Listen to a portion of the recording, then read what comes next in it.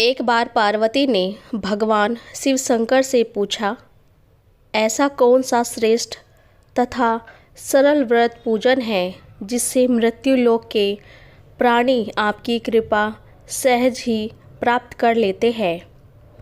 उत्तर में शिवजी ने पार्वती को शिवरात्रि के व्रत का विधान बताया। यह कथा एक गांव में एक शिकारी रहता था। पशुओं की हत्या करके वह अपने कुटुंब को पालता था। वह एक साहूकार का ऋणी था, लेकिन उसका ऋण समय से नहीं चुका सका। क्रोधवंत साहूकार ने शिकारी को शिव मठ में बंदी बना लिया। संयोग से उस दिन शिवरात्रि थी। शिकारी ध्यानमग्न होकर शिव समाधि धार्मिक बातें सुनता रहता।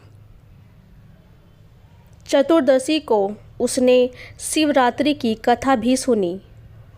संध्या होते ही साहूकार ने उसे अपने पास बुलाया और ऋण चुकाने के विषय में बात की। शिकारी अगले दिन सारा ऋण लौटा देने का वचन देकर बंधन से छूट गया। अपनी दिनचर्या की भांति वह जंगल में शिकार के लिए निकला, लेकिन दिन भर बंदीगृह में भूखे रहने के कारण प्यास से व्याकुल था। शिकार करने के लिए वह एक तालाब के किनारे बेल वृक्ष पर चढ़ाव बनाने लगा। बेल वृक्ष के नीचे शिवलिंग था, जो बेलपत्रों से ढका हुआ था। शिकारी को उसका पता न था। पड़ाव बढ़ाते समय उसने जो टहनियाँ तोड़ी थी, वे संयोग से शिवलिंग पर गिरी। इस प्रकार दिन भर भूखे प्यासे शिकारी का व्रत भी हो गया और शिवलिंग पर बेलपत्र भी चढ़ गया। एक पहर रात्रि बीत जाने पर गर्भिणी मृग तालाब पर पानी पीने पहुंची। शिकारी ने धनुष पर तीर चढ़ाकर जो ही परतंचियाँ खींची, मृगी बोली, मैं गर्भिणी हूँ, शीघ्र ही प्रसव करूँगी। तुम एक साथ 2 जीवों की हत्या करोगे, जो ठीक नहीं है। मैं अपने बच्चे को जन्म देकर शीघ्र ही तुम्हारे सामने प्रस्तुत हो जाऊंगी, तब तुम मुझे मार देना। शिकारी ने प्रत्यंचा ढीली कर दी और मृगी झाड़ियों में लुप्त हो गई। कुछ ही देर बाद एक और मृगी उधर से निकली। शिकारी की प्रशंसा का ठिकाना न रहा। समीप आने पर उसने धनुष पर बाण चढ़ाया। तब उसे देख मृगी ने विनम्रतापूर्वक निवेदन किया, हे पार्थी, मैं थोड़ी देर पहले ही ऋतु से निवृत्त हुई हूँ। कामनातु वीरिणी हूँ। अपने प्रिय की खोज में भटक रही हूँ। मैं अपने पति से मिलकर शीघ्र ही तुम्हारे पास आ जाऊंगी। शिकारी ने उसे भी जाने दिया। 2 बार शिकार को खोकर उसका माथा सनक गया। वह चिंता में पड़ गया। रात्रि का शिकारी पहर बीत रहा था। तभी एक अन्य मृगी अपने बच्चे के साथ उधर से निकली। शिकारी के लिए यह स्वर्णिम अवसर था। उसने धनुष पर तीर चढ़ाने में देर नहीं लगाई। वह तीर छोड़ने ही वाला था। मृगी बोली, हे पार्थी, मैं इन बच्चों को पिता के हवाले करके लौट आऊँगी। इस समय मुझे मत मार। शिकारी हंसा और बोला, सामने आए शिकार को छोड़ दूँ? मैं ऐसा मूर्ख नहीं। इससे पहले मैं 2 बार अपना शिकार खो चुका हूँ। मेरे बच्चे भूख प्यास से तड़प रहे हैं। उत्तर ने मृगनी ने फिर कहा, जैसे तुम्हें अपने बच्चों की ममता सता रही है, ठीक वैसे ही मुझे भी। इसलिए सिर्फ बच्चों के नाम पर मैं थोड़ी देर के लिए जीवन दान मांग रही हूँ। हे पार्थी, मेरा विश्वास कर, मैं इन्हें इनके पिता के पास छोड़कर आ जाती हूँ। मृगी का दीन स्वर सुनकर शिकारी को उस पर दया आ गई। उसने उस मृग को भी जाने दिया। शिकार के अभाव में बेल वृक्ष पर बैठा शिकारी बेलपत्र तोड़ तोड़ कर नीचे फेंकता जा रहा था। पौ फटने को हुई तो एक हष्ट-पुष्ट मृग उसी रास्ते पर आ गया। शिकारी ने सोचा कि इसका शिकार वह अवश्य करेगा। शिकारी की तनी प्रशंसा देखकर मृग विनती स्वर में बोला, हे पार्थी भाई, यदि तुमने मुझसे पूर्व आने वाले 3 मृग तथा छोटे छोटे बच्चों को मार डाला है तो मुझे भी मारने में विलंब ना कर, ताकि उनके वियोग में मुझे एक क्षण भी दुख न सहना पड़े। मैं उन मगरियों का पति हूँ। यदि तुमने उन्हें जीवन दान दिया है तो मुझे भी कुछ क्षण जीवन दान देने की कृपा करो। मैं उनसे मिलकर तुम्हें सामने उपस्थित हो जाऊंगा। मृग की बात सुनते ही शिकारी के सामने पूरी रात का घटनाचक्र घूम गया। उसने सारी कथा मृग को सुना दी। तब मृग ने कहा, मेरी तीनों पत्नियां जिस प्रकार प्रतिज्ञाबद्ध होकर गई है, मेरी मृत्यु से अपने धर्म का पालन नहीं कर पाएगी। अतः जैसे तुमने उन्हें विश्वास पात्र मानकर छोड़ा है, वैसे ही मुझे भी जाने दो। मैं उन सब के साथ तुम्हारे सामने शीघ्र ही उपस्थित हो जाऊंगा। उपवास, रात्रि जागरण तथा शिवलिंग पर बेलपत्र चढ़ाने से शिकारी का हिंसक हृदय निर्मल हो गया था। उसमें भगवत शक्ति का वास हो गया था। धनुष तथा बाण उसके हाथ से सहज ही छूट गए। भगवान शिव की अनुकंपा से उसका हिंसक हृदय करुणामयी भावों से भर गया था। वह अपने अतीत के कर्मों को याद करके पश्चाताप की ज्वाला में जलने लगा। थोड़ी ही देर बाद मृग सहपरिवार शिकारी के समक्ष उपस्थित हो गया, ताकि वह उनका शिकार कर सके। किंतु जंगली पशुओं की ऐसी सत्यता, सात्विकता और सामूहिक प्रेम भावना देखकर शिकारी को बड़ी ग्लानि हुई। उसके नेत्रों से आंसुओं की छड़ी लग गई। उस मृग परिवार को न मारकर शिकारी ने अपने कठोर हृदय को जीव हिंसा से हटा सदा के लिए कोमल एवं दयालु बना लिया। देवलोक से समस्त देव समाज भी इस घटना को देख रहा था। घटना की परिणति होते ही देवी देवताओं ने पुष्प वर्षा की। तब शिकारी तथा मृग परिवार मोक्ष को प्राप्त हुए। हर हर महादेव। एक व्यक्ति जो मृत्यु के करीब था, मृत्यु के पहले अपने बेटे को चांदी के सिक्कों से भरा थैला देता है और बताता है कि जब भी इस थैले से चांदी के सिक्के ख़त्म हो जाए तो मैं तुम्हें एक प्रार्थना बताता हूँ। उसे दोहराने से चांदी के सिक्के भर जाएंगे।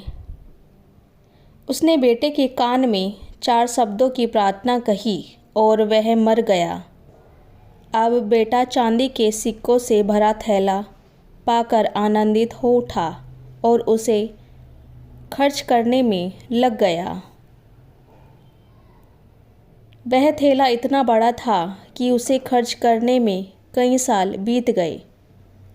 इस बीच वह प्रार्थना भूल गया।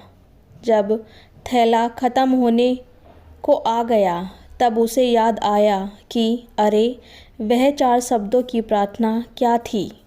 उसने बहुत याद किया, उसे याद ही नहीं आया। अब वह लोगों से पूछने लगा। पहले पड़ोसी से पूछता है कि ऐसा कोई प्रार्थना तुम जानते हो क्या जिसमें 4 शब्द है। पड़ोसी ने कहा, हाँ, एक 4 शब्दों की प्रार्थना मुझे मालूम है, ईश्वर मेरी मदद करो। उसने सुना और उसे लगा कि ये वे शब्द नहीं हैं। कुछ लगा था, कुछ सुना होता है तो हमें जाना पहचाना सा लगता है। फिर भी उसने वह शब्द बहुत बार दोहराए, लेकिन चांदी के सिक्के नहीं बढ़े तो वह बहुत दुखी हुआ। फिर एक फादर से मिला। उसने बताया कि ईश्वर बहुत महान है। ये 4 शब्दों की प्रार्थना हो सकती है, मगर इसके दोहराने से भी थैला नहीं भरा। वह एक नेता से मिला। उसने कहा, ईश्वर को वोट दो। प्रार्थना यह भी सही नहीं थी। वह बहुत उदास हुआ। उसने सभी से मिलकर देखा, मगर उसे वह प्रार्थना नहीं मिली जो पिताजी ने बताई थी। वह उदास होकर घर में बैठा हुआ था। तब एक भिखारी उसके दरवाजे पर आया। उसने कहा, सुबह से कुछ नहीं खाया, खाने के लिए कुछ दो। तो उस लड़के ने बचा हुआ खाना उस भिखारी को दे दिया। उस भिखारी ने खाना खाकर बर्तन वापस लौटाया और ईश्वर से प्रार्थना की, हे ईश्वर तुम्हारा धन्यवाद। अचानक वह चौंक पड़ा और चिल्लाया कि अरे यही तो वे 4 शब्द थे। उसने वे शब्द दोहराए और हे ईश्वर तुम्हारा धन्यवाद, और उसके सिक्के बढ़ते गए। इस तरह उसका पूरा थैला भर गया। इससे समझे कि जब उसने किसी की मदद की तब उसे यह मंत्र फिर से मिला, हे ईश्वर तुम्हारा धन्यवाद।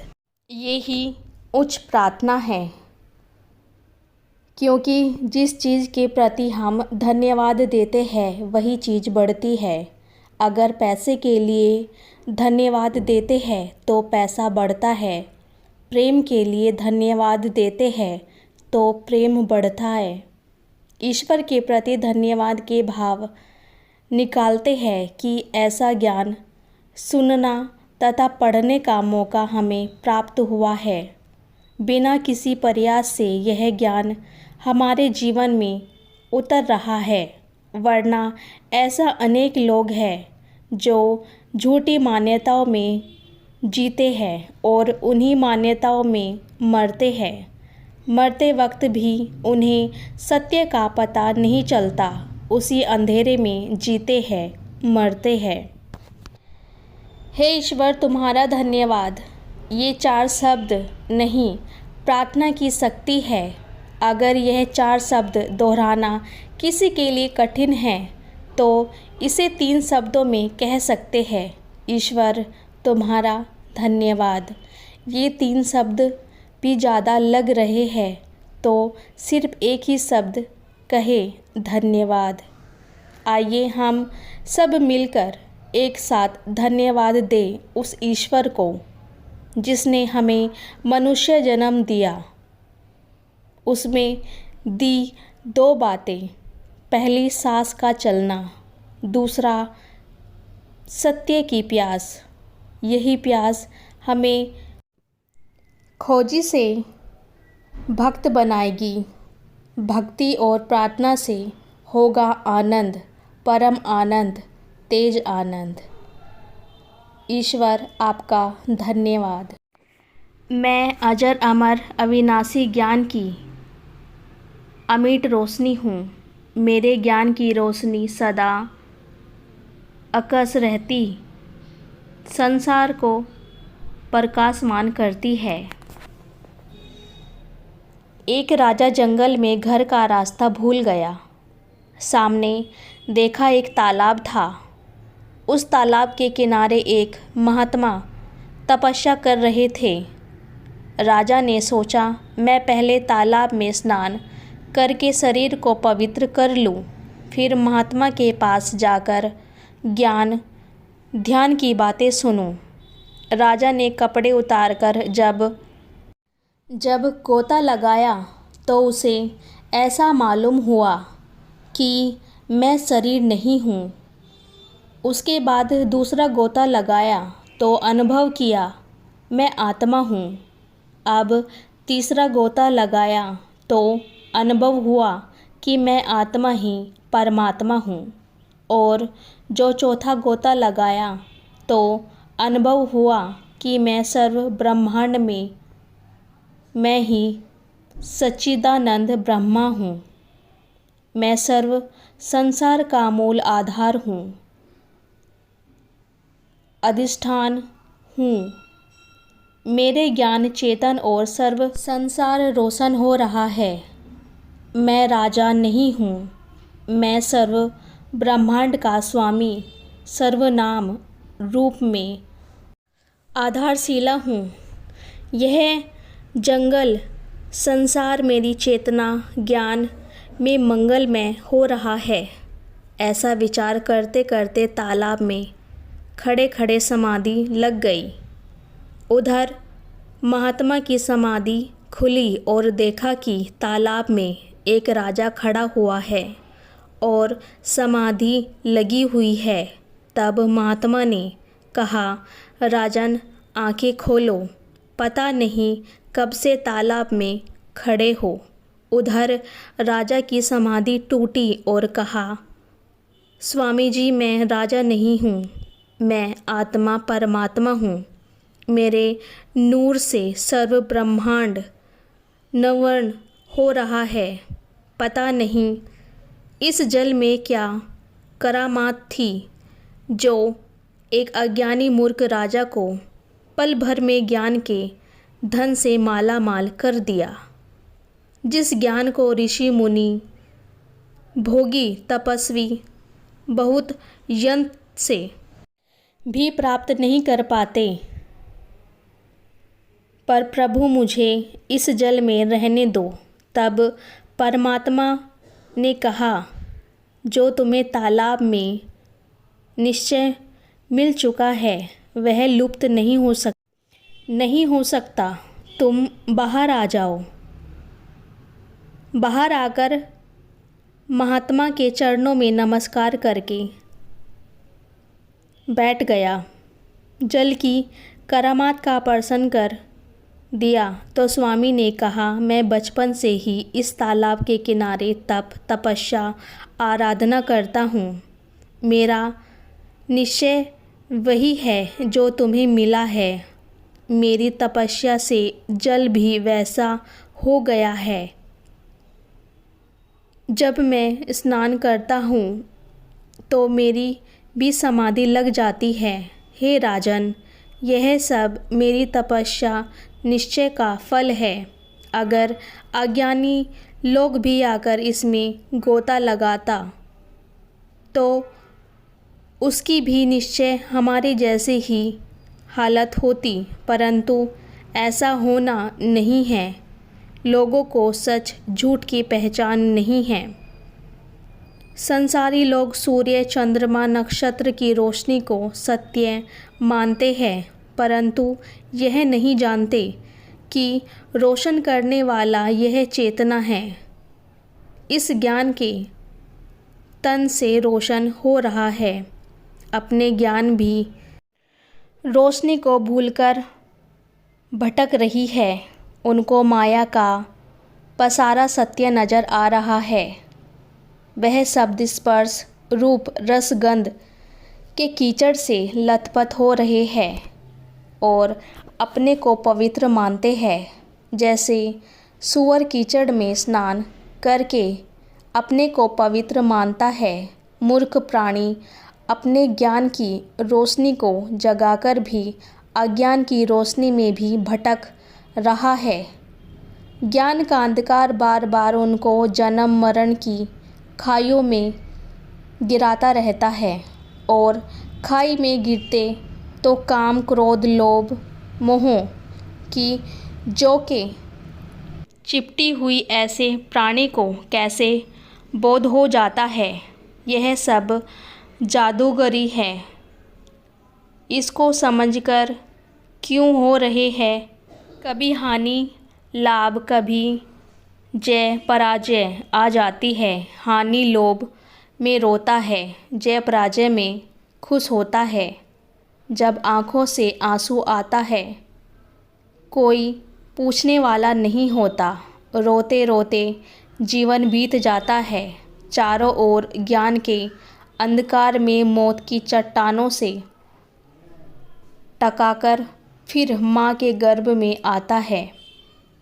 जब से सृष्टि का निर्माण हुआ है इसको चैन और शांति नहीं मिली और चैन और शांति के लिए उपाय भी तो नहीं करता। अंत में हारे हुए जुआरी की तरह संसार से विदा हो जाता है।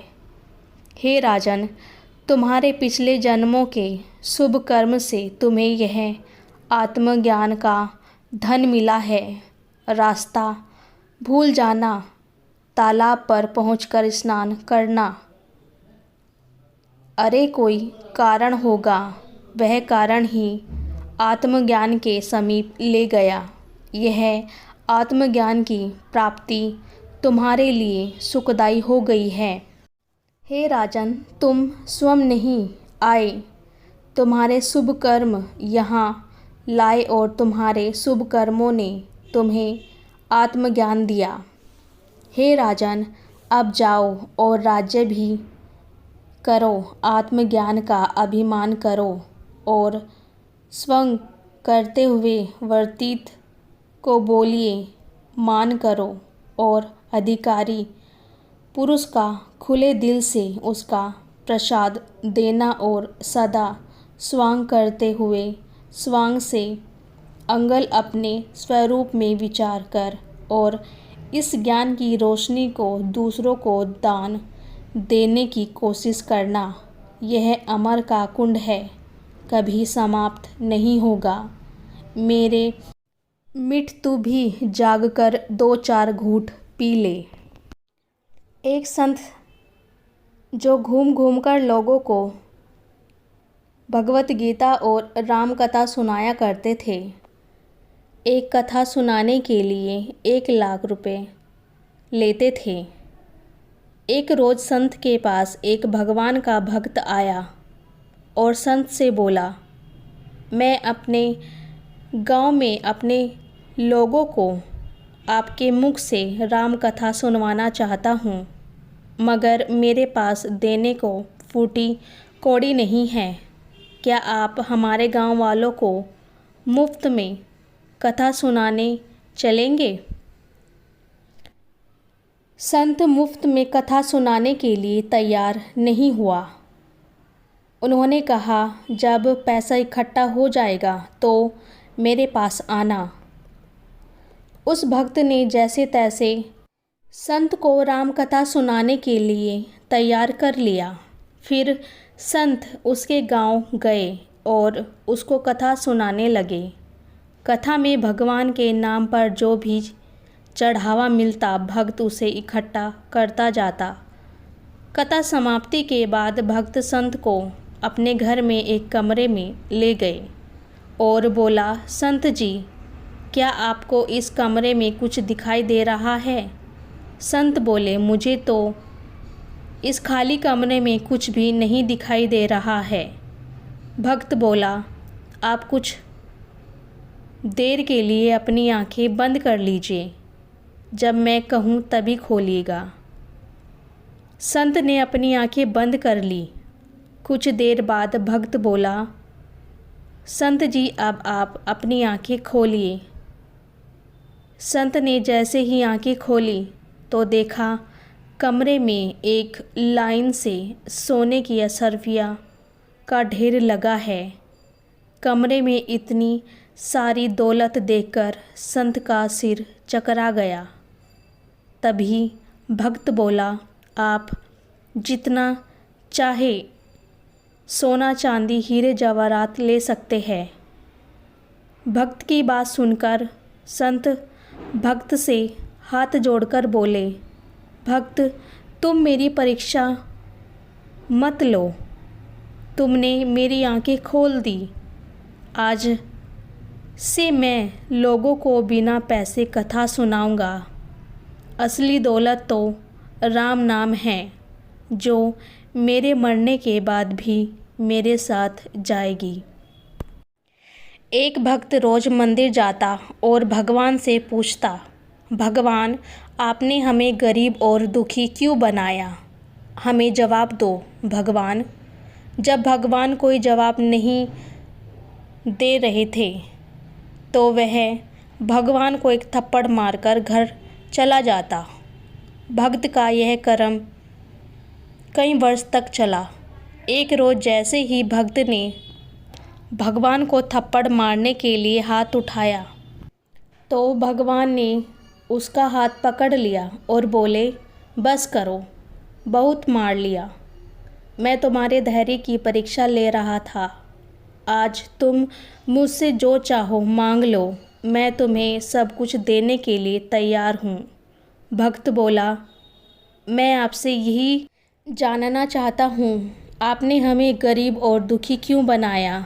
इतना सुन भगवान बोले, भक्त तेरी किस्मत में आज तक यही लिखा था, इसलिए तू गरीब का दुख भोगता रहा है।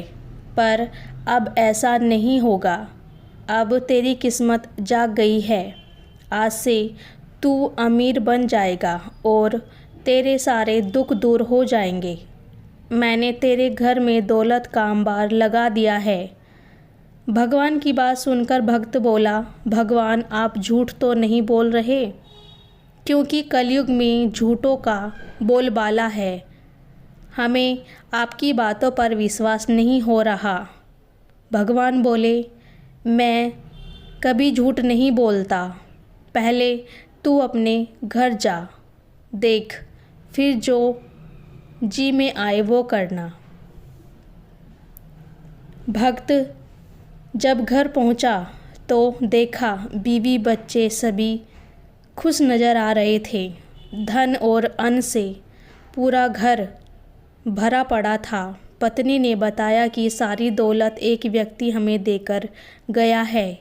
इतना सुनकर भक्त बोला, यह सब हमें उस भगवान ने दिया है जिसे मैं रोज़ थप्पड़ मारता था। अपने कृत्य पर हंसते हुए उसने भगवान को शुक्रिया कहा। होली विश्व प्रसिद्ध त्यौहार आने वाला है। यह भारत में मनाया जाता है। एक पारंपरिक हिंदू वसंत त्यौहार है। यह मुख्य रूप से मार्च में पूर्णिमा के दिन आयोजित किया जाता है और वसंत के आगमन का जश्न मनाया जाता है। होली को रंगों का त्यौहार भी कहा जाता है और यह रंगीन पाउडर और पानी से उपयोग के लिए दुनिया भर में जाना जाता है। इसकी विशेषता यह है कि प्रतिभागी गुलाल नामक रंग से खेलते हैं और हैप्पी होली कहते हैं, एक दूसरे पर पानी छिड़कते हैं। यह एक बहुत ही अनमोल क्षण है जो लिंग और जाति के अंतर से परे है। हिंदू का त्यौहार विभिन्न किंवदंतियों और कहानियों के साथ हिंदू पौराणिक कथाओं और परंपराओं से गहराई से निहित है। इन सब के बीच होली से जुड़ी सबसे लोकप्रिय किंवदंती होलिका और प्रहलाद की कहानियाँ हैं। होली अलाव या होलिका दहन हिंदू पौराणिक कथाओं से होलिका और प्रहलाद का संबंध इस कहानी से है। इस उत्सव की शुरुआत बुंदेलखंड में झांसी के एरच में हुई थी। यह कभी हिरण्यकश्यप की राजधानी हुआ करती थी। इस कथा के अनुसार हिरण्यकश्यपु नाम का एक राक्षस राजा था। दैत्यों के साथ राज्य करता था। उसने भगवान ब्रह्मा से वरदान प्राप्त किया। उनका कहना है कि अमृता का वरदान से उसको मृत्यु प्राप्त नहीं होगी। हिरण्यकश्यपु और होलिका ने प्रहलाद को जिंदा जलाने की योजना बनाई। होलिका ने धोखे से प्रहलाद को अपने साथ आग में बैठा लिया। दैवीय हस्तक्षेप के माध्यम से प्रहलाद को भगवान विष्णु ने बचा लिया और होलिका उस आग में जल गई। होलिका प्रहलाद को वही चुनरी ओढ़कर गोद में लेकर अग्नि में बैठ गई। लेकिन भगवान की माया का असर यह हुआ कि हवा चली और चुनरी होलिका के ऊपर से उड़कर प्रहलाद पर जा गिरी। इस प्रकार प्रहलाद भी बच गया और होलिका जल गई। इसके तुरंत बाद भगवान विष्णु ने नरसिंह अवतार लिया और गोधली बेली यानी न दिन और न रात में दिकोली स्थित मंदिर की दहलीज पर अपने नाखूनों से हिरण्यकश्यप का वध कर दिया। सिर्फ बुंदेलखंड में ही नहीं बल्कि पूरे देश में होली से एक दिन पहले होलिका दहन की परंपरा चली आ रही है। यह पूरी कहानी बुराई पर अच्छाई की जीत का प्रतीक है। यही कारण है कि होली से एक दिन पहले होलिका दहन मनाया जाता है। होलिका वाहन पर लोग अपनी नकारात्मकता जलाते हैं। होली से जुड़ी एक और लोकप्रिय कहानी है भगवान कृष्ण से जुड़ी हुई। भगवान कृष्ण और राधा के बारे में है। होली कृष्ण और राधा के बारे में एक चंचल प्रेम कहानी है। पौराणिक कथाओं के अनुसार भगवान कृष्ण जो अपने शरारती स्वभाव के लिए प्रसिद्ध थे, उन्होंने अपने माँ से राधा के सुंदर रंग के विपरीत अपने गहरे रंग के बारे में शिकायत की थी। जवाब में उनकी माँ ने सुझाव दिया कि वह राधा के चेहरे को अपने रंग से मेल खाते हुए रंग में रंग दे। राधा के चेहरे को रंग से रंगने के लिए यह चंचल क्रिया अनंत रंग और पानी से खेलने की परंपरा बन गई। लोग होली खेलते हैं और अपने प्रियजनों को रंग लगाते हैं, जो प्यार, दोस्ती और वसंत के आगमन का प्रतीक है। होली की जड़ें प्राचीन भारतीय रीति रिवाजों और कृषि पद्धतियों में है। यह प्रजनन उत्सव, वसंत के आगमन और नए जीवन के खिलने का जश्न मनाने के लिए भी मनाया जाता है। होली पर किसान स्वस्थ फसल के लिए अपने शिकार को भगवान को समर्पित करते हैं और अपनी भूमि की उर्वरकता सुनिश्चित करने के लिए अनुष्ठान करते हैं।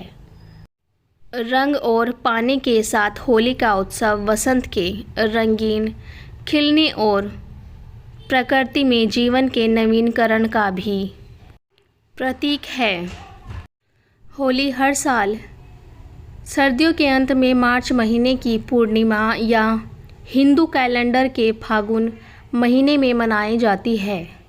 यह पूरे भारत में खेला जाता है, लेकिन ज़्यादातर उत्तर प्रदेश, बिहार और राजस्थान सहित उत्तरी क्षेत्रों के साथ साथ महाराष्ट्र, गुजरात और पश्चिमी बंगाल जैसे अन्य राज्यों में प्रसिद्ध है। दिल्ली, मुंबई, कोलकाता और जयपुर जैसे प्रमुख शहर भारत के अलावा होली नेपाल, बंगाल, बांग्लादेश, पाकिस्तान और आदि देशों में भी मनाई जाती है। यह भारतीय लोग का त्यौहार है जो यहाँ भारतीय लोग रहते हैं। मन की शांति किसी भी मनुष्य के लिए एक अनमोल धन है। इसके बिना जीवन में सब कुछ बेकार है। अगर आपके मन में शांति नहीं होगी तो आप इस दुनिया की किसी भी वस्तु से प्रसन्न नहीं होंगे और आनंदित भी नहीं। भले ही आपके पास कितना भी धन क्यों न हो, वही अगर आपके पास मन की शांति है तो आप झोपड़ी में भी प्रशंसा के साथ रह सकते हैं। मन की शांति एक ऐसा अनमोल धन है जिसकी प्राप्ति के लिए मनुष्य को सदैव प्रयत्नशील रहना चाहिए और हमेशा एक मूल्यवान धन की रक्षा करनी चाहिए, क्योंकि एक बार आपका रुपया पैसा चला गया तो उसका नुकसान नहीं होगा जितना कि मन की शांति के चले जाने से होगा। यह एक ऐसा खजाना है जो आपको बड़ा भाग्यवान और ताकतवर बना देता है। मन की शांति को खरीदा नहीं जा सकता। मन की शांति अनमोल है। सच है कि पैसों से बहुत कुछ खरीदा जा सकता है, लेकिन संतोष और मन की शांति को पैसों से नहीं खरीदा जा सकता। यह एक ऐसी चीज़ है जो हमें अपने अंदर विकसित और धारण करनी होती है। आज दुनिया में ऐसे लोगों की कमी नहीं जिनके पास अथाह संपत्ति है, पर फिर भी वे खुद को कंगाल समझते हैं क्योंकि उनके पास मन की शांति नहीं है। सफलता प्राप्त करने के लिए मन की शांति होना बहुत ज़रूरी है। एक अशांत और चिंतित मन आप किसी भी बढ़िया परिणाम की उम्मीद नहीं कर सकते। अशांत मन किसी भी काम पर पूरा फोकस ठीक से नहीं कर पाता, जिससे कोई भी कार्य अपने श्रेष्ठ लक्ष्य को प्राप्त नहीं कर पाता। एक स्ट्रेसफुल और हैप्पी दोनों तरह के माइंड की स्थिति में किए गए कामों का अवलोकन करके देखिए। जो काम एक हैप्पी मूड से पूरी शांति के साथ किया जाता है, उसकी क्वालिटी की कुछ अलग ही पहचान होती है। पैसा कमाना और मन की शांति। पैसा कमाना बहुत ज़रूरी है, लेकिन कुछ लोग पैसा कमाने की दौड़ में इस तरह से लग जाते हैं कि वो अपनी लाइफ की दूसरी चीज़ों को ख़तरनाक तरीके से इग्नोर करने लगते हैं। कुछ ऐसा समय आता है कि लाइफ में दूसरी ज़रूरी चीज़ें उनके हाथ से निकलने लगती है, जैसे हेल्थ, फैमिली लाइफ, मन की शांति और हैप्पीनेस। पैसा कमाना भी ज़रूरी है और अपने जीवन की दूसरी आवश्यक बातों पर ध्यान देना भी ज़रूरी है। इसलिए ध्यान रखें कि रुपया पैसा कमाने की भागदौड़ में ज़िंदगी की अन्य ज़रूरी जिम्मेदारियां और मन की शांति पीछे न छूटने पाए। सकारात्मकता से आती है शांति। किसी ने सच ही कहा है, शांति का कोई मार्ग नहीं है, बल्कि शांति खुद ही एक मार्ग है। शांति की शुरुआत मुस्कुराहट के साथ होती है। कुछ प्राप्ति का सबसे अच्छा मार्ग मन की शांति है। मन की शांति आपके मन से ही शुरू होती है और आपके मन से ही ख़त्म होती है। अगर आपकी लाइफ में शांति है तो आप संसार के सबसे सुखी व्यक्ति हैं। जीवन के प्रति सकारात्मकता और मन की शांति का आपस में गहरा संबंध है। एक सकारात्मक सोच रखने वाला व्यक्ति बड़ी से बड़ी मुसीबतों का भी आसानी से पार कर लेता है। मन को शांत रखने की कला आती है। वो सच्चे अर्थों में एक बहुत ही चतुर इंसान है। ऐसा व्यक्ति हरदम खुश रहता है और नकारात्मकता उसके पास भी नहीं भटकती।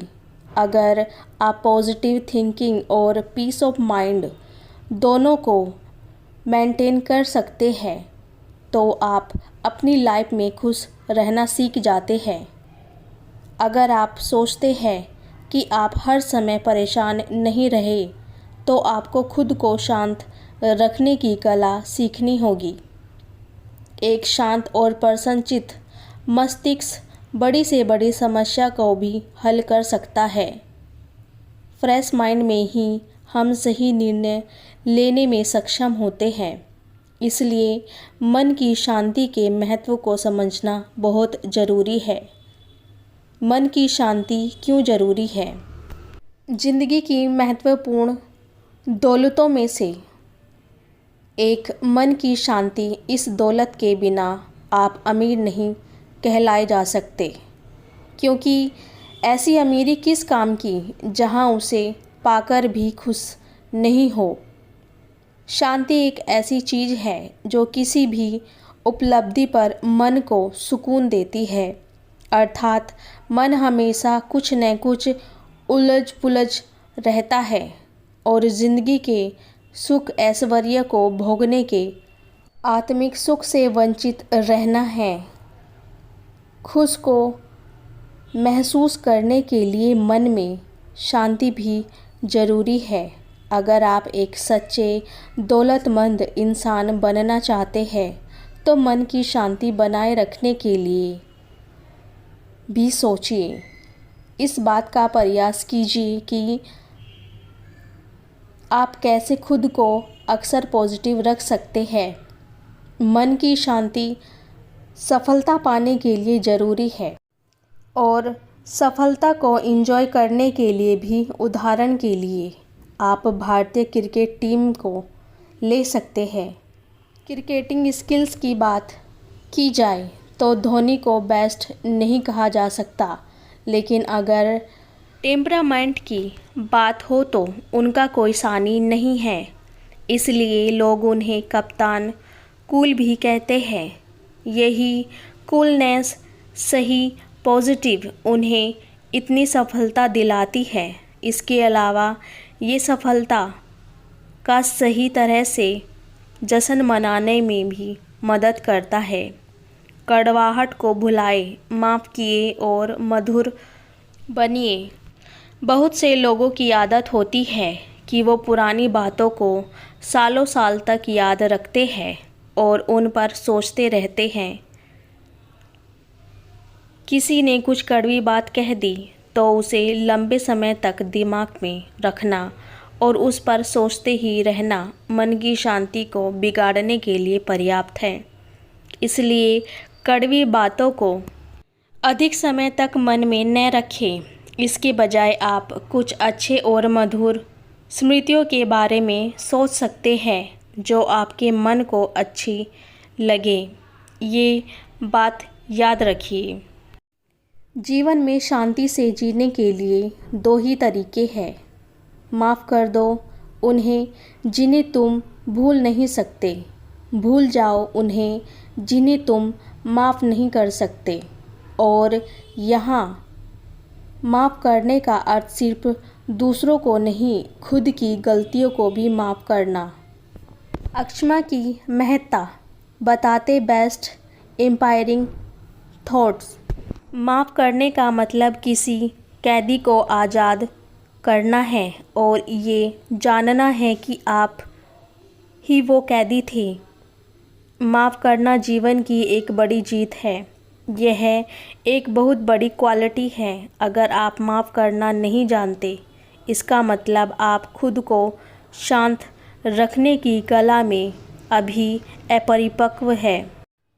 माफ़ करना, कड़वी बातों को भूलना और नेगेटिविटी को खुद पर हावी नहीं होने देना मन की शांति को बनाए रखने के लिए बेहद आवश्यक है। अपनी शांति खुद खोजिए। ईश्वर ने आप सबको यूनिक बनाया है, इसलिए शांति प्राप्त करने के हमारे तरीके भी एक जैसे हो ये ज़रूरी नहीं।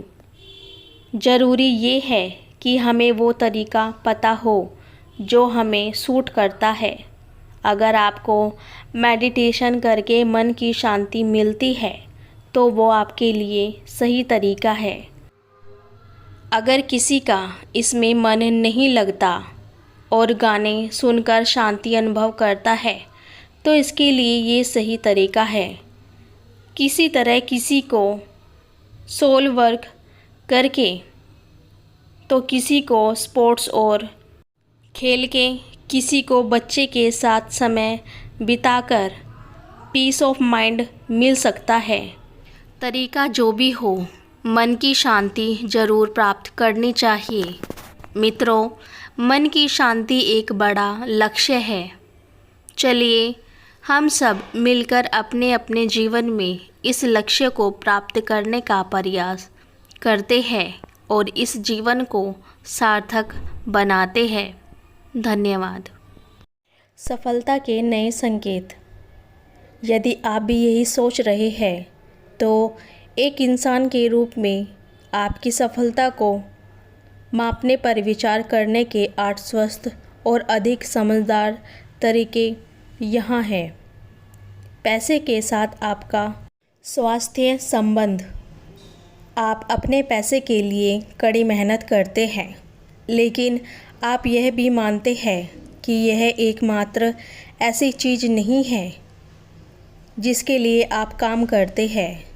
आप पैसे को साध्य के साधन के रूप में देखते हैं, अंतिम लक्ष्य के रूप में नहीं। जब आप अपना पैसा खर्च करते हैं तो आप इसे बिना सोचे समझे करने के बजाय इरादे और उद्देश्य से करते हैं, और आप निश्चय रूप से किसी ऐसे व्यक्ति के साथ रहने के लिए अपना पैसा खर्च नहीं करते हैं जिसके पास आपसे अधिक संपत्ति है। परिणाम स्वरूप आप अभी भी अपने भविष्य के लिए बचत और निवेश करने में सक्षम हैं, साथ ही अपने वर्तमान का अधिकतम लाभ उठा सकते हैं, भले ही आप पर्याप्त आय नहीं कमा रहे हो। नंबर 2, आप वह काम करने जा रहे हैं जो आपको उद्देश्यपूर्ण लगता है।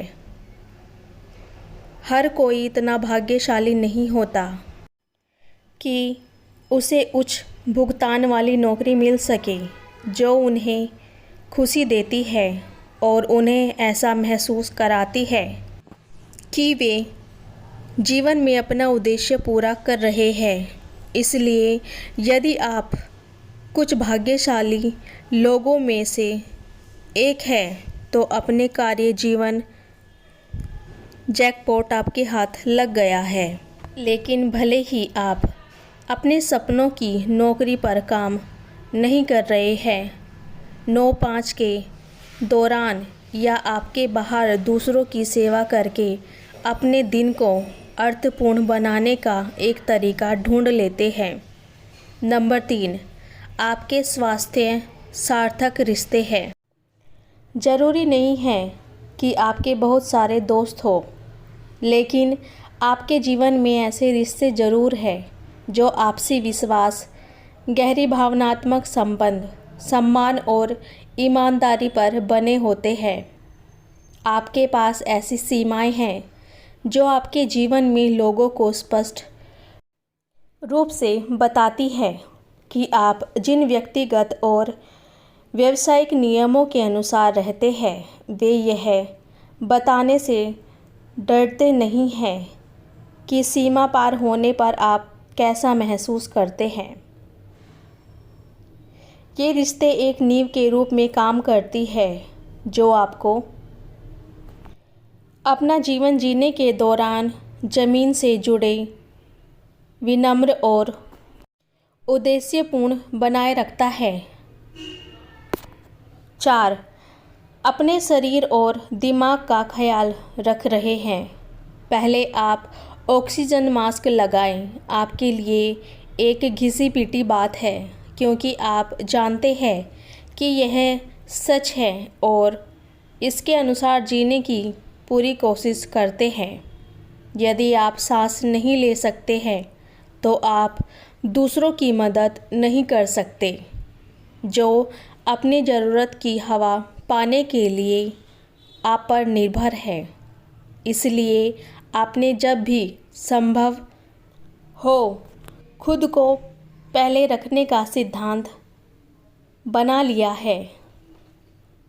आप अपने शरीर के लिए आवश्यक खाद्य पदार्थों को ध्यानपूर्वक और सहजता से खाकर अपना ख्याल रखते हैं। आप अपने शरीर को जितना संभव हो उतना हिलाएं। रोज़ाना कम से कम 7 घंटे की आरामदायक नींद लेने का प्रयास करें। अपने विचारों पर काबू पाना सीखकर अच्छी मानसिक स्वास्थ्य का अभ्यास करें ताकि वे आप पर हावी न हों। आप परिपूर्ण नहीं हैं और समय समय पर चूक जाते हैं, लेकिन आप इसके लिए खुद को कोसते नहीं हैं क्योंकि आप जानते हैं कि पूर्णता की उम्मीद करना यथार्थवादी या टिकाऊ नहीं है। आखिरकार आप इंसान हैं, रोबोट नहीं। वास्तव में यह पहचानना है कि आपके स्वाभाविक रूप से खामियां हैं और इसके परिणाम स्वरूप खुद के साथ धैर्य रखना आपके आत्म देखभाल अभ्यास का हिस्सा है। 5. आप ईमानदारी से रहते हैं। आप दिखावटी सेवा में पक्षधर नहीं हैं। भुगतान करना या प्राप्त करना, इसलिए आप वही करते हैं जो आप करना चाहते हैं और जो आप कहते हैं उसका मतलब होता है। अपने और दूसरे के प्रति ईमानदार रहकर आप अपनी सच्चाई के साथ जीना आसान बनाते हैं, किसी और की सच्चाई के साथ नहीं। आप बहुत कुछ झेल चुके हैं, उच्चतम ऊंचाइयों और निम्नतम तक। इसलिए आप जानते हैं कि गलत और सही किए जाने पर वास्तव में कैसा महसूस होता है। इस वजह से आपने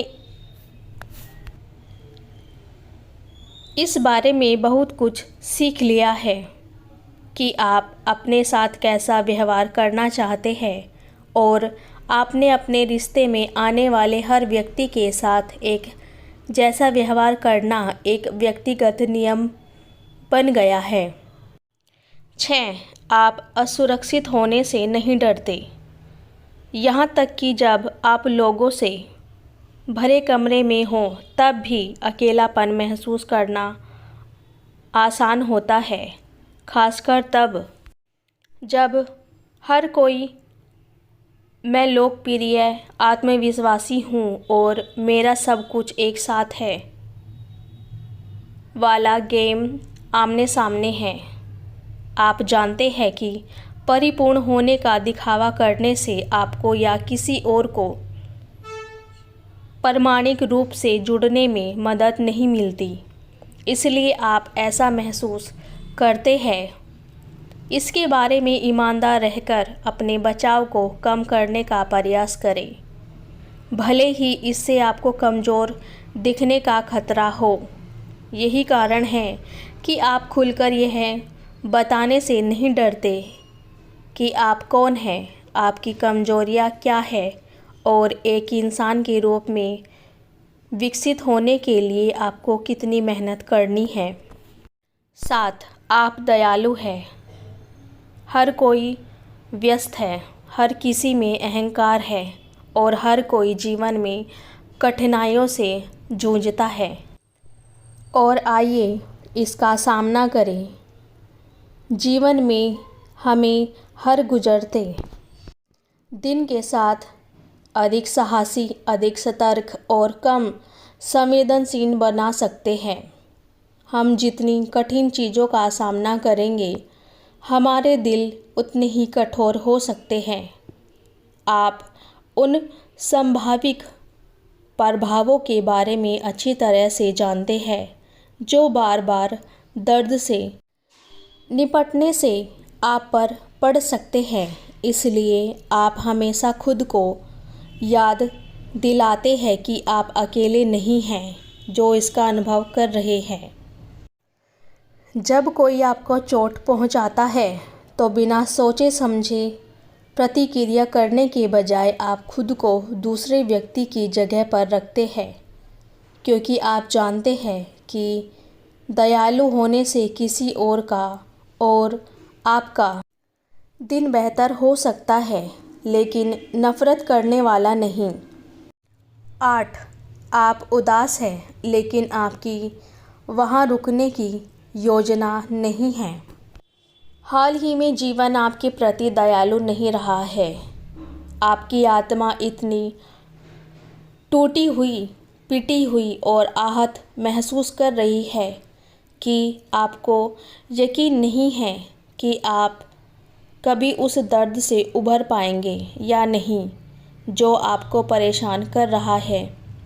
लेकिन भले ही आप निराश महसूस कर रहे हो, आप जानते हैं कि जब भी ब्रह्मांड आपके सामने एक कठिन परिस्थिति खड़ी करता है तो हार मान लेते हैं। आपके जीवन में आगे बढ़ने का तरीका नहीं है, तो आप हर दिन सामने आते रहते हैं, खुले रहते हैं और 110% पर चीज़ों को एक और मौका देने के लिए तैयार रहते हैं। धीरे धीरे आप अपने जीवन में खुशियों को आमंत्रित करने, अपने आत्मविश्वास को फिर से बनाने, अपनी आत्मा को पोषण देने और अपनी आत्मा को मजबूत तरीके से ढूंढते हैं। भोलेनाथ के हर एक नाम का है विशेष महत्व। नियमित जाप से होता है बड़े लाभ। सोमवार का दिन भगवान शिव को समर्पित किया गया है। महादेव अपने भक्तों में अनेक नामों से लोकप्रिय है। कोई उन्हें भोलानाथ बुलाता है तो किसी के लिए वे शिव शंकर बन जाते हैं।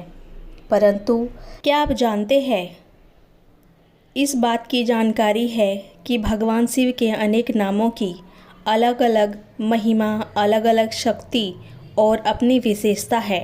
आइए जानते हैं भगवान शिव के नामों का महत्व। नंबर 1, शिव। भोलानाथ का शिव नाम बेहद शक्तिशाली माना जाता है। इस नाम के जाप से मनुष्य को मोक्ष की प्राप्ति होती है। यदि कोई मनुष्य मोक्ष की प्राप्ति चाहता है तो उसे नियमित रूप से शिव नाम का जाप करना चाहिए। नंबर 2, बाबा का महत्व। बाबा, यदि कोई व्यक्ति चाहता है कि उसके ऊपर आने वाली बड़ी से बड़ी समस्या टल जाए तो उसे नियमित रूप से भगवान शिव के बाबा नाम का जाप करते रहना चाहिए। इस नाम से बड़ी शक्ति मिलती है। इसका जाप आपकी बड़ी विपदाओं को दूर कर सकता है। तीसरा, महादेव। महादेव, यदि किसी व्यक्ति की सेहत अक्सर खराब रहती है तो उसे भगवान शिव के महादेव नाम का जाप प्रतिदिन मंदिर में जल चढ़ाते समय करना चाहिए। इसके अलावा मंदिर में बैठकर 15 मिनट भगवान शिव के महादेव नाम का मन ही मन जाप करने से सेहत में सुधार हो सकता है। 4, विशांबर। विशांबर, इस नाम की ऐसी महिमा है कि इसके नियम और जाप करने पर यदि कोई मनुष्य बेरोजगार है तो उसे अच्छी नौकरी प्राप्त हो सकती है। इसलिए मन ही मन भगवान शिव के इस नाम का जाप लाभकारी माना जाता है। 5, आशुतोष। आशुतोष, यदि पति पत्नी के बीच अक्सर अनबन बनी रहती है तो उस व्यक्ति को मन ही मन भोलानाथ की आशुतोष नाम का जाप करते रहना चाहिए। सुबह उठने से लेकर रात में सोने तक आशुतोष नाम का जाप आपके दाम्पत्य जीवन में खुशियां भर देगा और आपके पार्टनर का व्यवहार आपके प्रति मधुर हो जाएगा। 7, रुद्र। धार्मिक मान्यताओं के अनुसार यदि आपके बच्चे का व्यवहार उग्र है और उसे आप ठीक करना चाहते हैं तो दोपहर के समय भगवान शिव के रुद्र नाम का जाप कम से कम 15 मिनट करें। इसके बाद 11 बार अपने बच्चे का नाम अवश्य लें। ऐसा करने से आपके बच्चे के व्यवहार में बदलाव ज़रूर मिलेगा। नंबर 7, नटराज। नटराज, धार्मिक मान्यताओं के अनुसार यदि आप मान सम्मान में बढ़ोतरी करना चाहते हैं तो भोलानाथ के नटराज नाम का प्रयोग अवश्य करें। प्रदोष काल में महादेव के नटराज नाम का कम से कम 108 बार जप करने से मनुष्य को मान सम्मान और यश की प्राप्ति होती है। नंबर 8, महेश।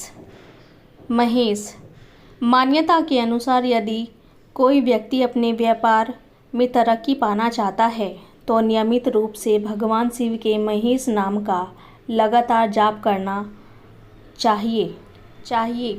जब भी आप अपने व्यापार स्थल के लिए निकले मन ही मन इस नाम का जाप करते रहें, लाभ अवश्य मिलेगा।